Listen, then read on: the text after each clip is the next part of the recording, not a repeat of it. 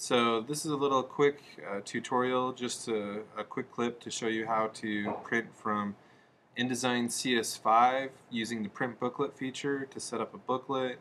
This one will use a color printer, a color Xerox printer.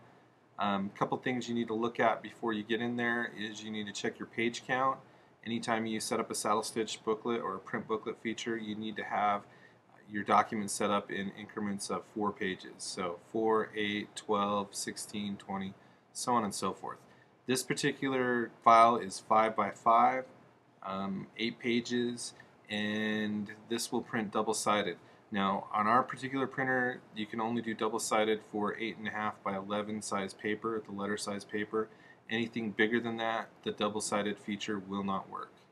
So we'll start off going to File and Print Booklet. Bring us up, 2-up saddle stitch, that's the one you want there. You can leave these setting. Now it's got the black and white printer in here, so we'll have to change those. So hit the print settings, and the first thing you want to do is change it to the color printer. That's what we're looking for this one in our color prints. Then you want to come down and do the page setup. Make sure this one has the color printer as well. US letter, and we've got this set up as landscape orientation. So that should work for us there. We can check the setup and the other things. We'll come back to that because we do want to isolate the printer. Since it's already set up in the orientation of landscape, we'll be okay. We want to pick the color laser printer here, and this is where the two-sided or duplex feature is.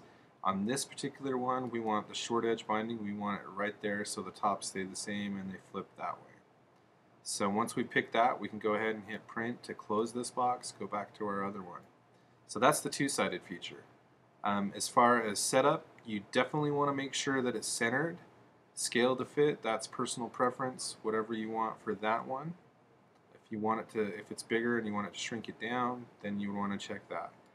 Marks and bleeds, I typically recommend you put crop marks and page information on there. That's what I would recommend for those.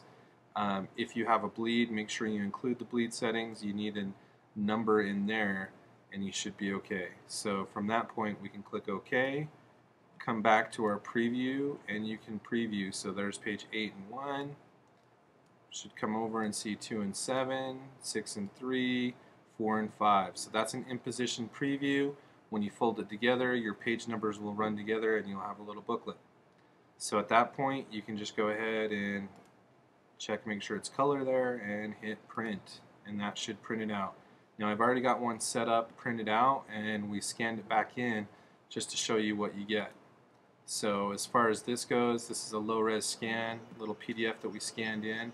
So you've got your 8 and 1, 2 and 7, 6 and 3, and 4 and 5. So definitely want to center it on the page. That'll help out. That's what it should look like. Now these are double-sided prints, but that should be it.